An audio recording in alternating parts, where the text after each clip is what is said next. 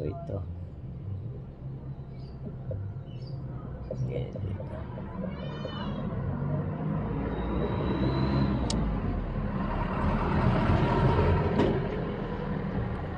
Lagyan natin ng ano.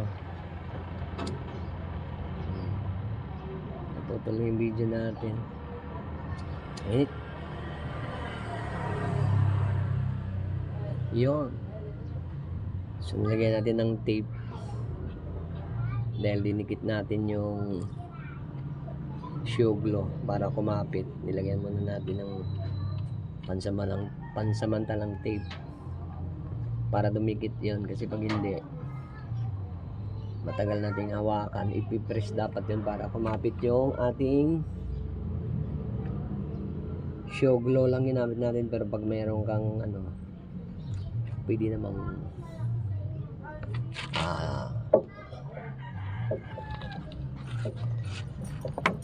pwede naman siyang ano yung tawag nun, steel epoxy. So ito na, subukan natin kung yung stock up ay gumagana na. Kita nyo yun? Oh. So ibig sabihin yung ni-repair natin ay okay pa. So kailangan na natin siyang ibalik. Okay. So ibalik natin to.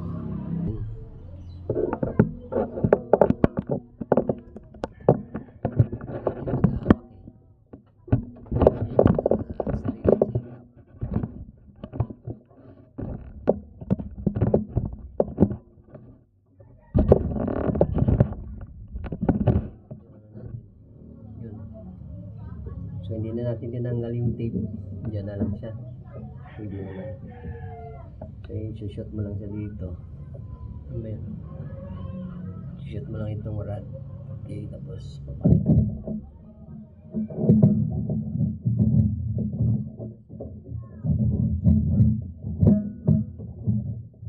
Ito naman.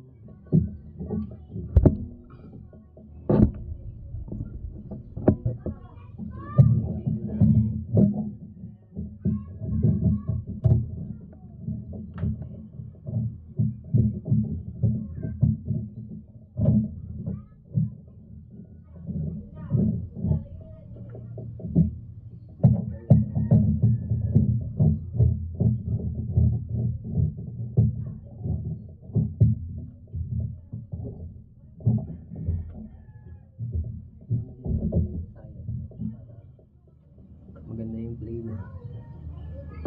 Okay. Ito naman. Kailangan palitan na. Dalawag na eh.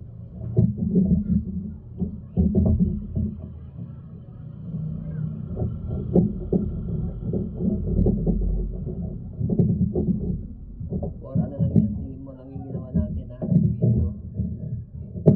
Inano natin yung, pero mas suggest ko kung ginawa ng bago para pag baka hindi tatagal yung ginawa. So iba na naman ulit. Bili na lang ng bago. Okay. So kabit natin din dito. Tapos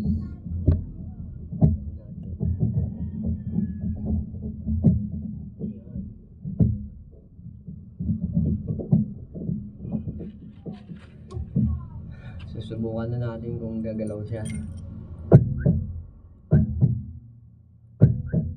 So gumalaw na siya. I-adjust natin kasi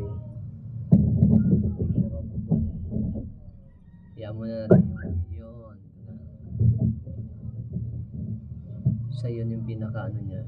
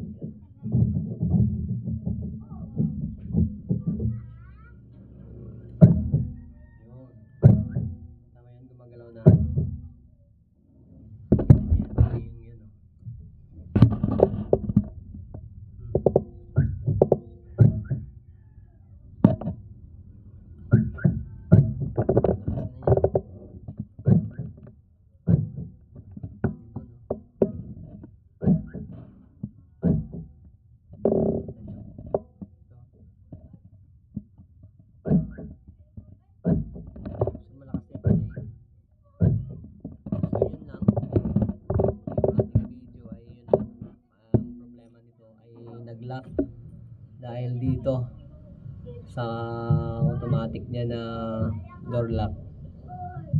So nag-stack up to kaya hindi mag-play tong rod na to na naka-connect dito sa pinaka main rod na naka-connect doon sa yan.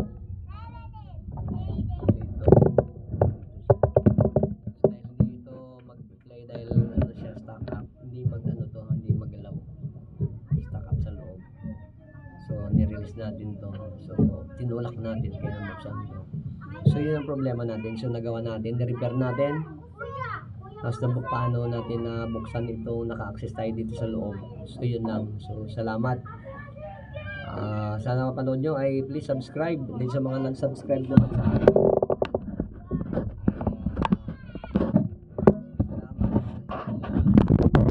Naman tayo totally nakaabot dun sa si konti lang naman video natin.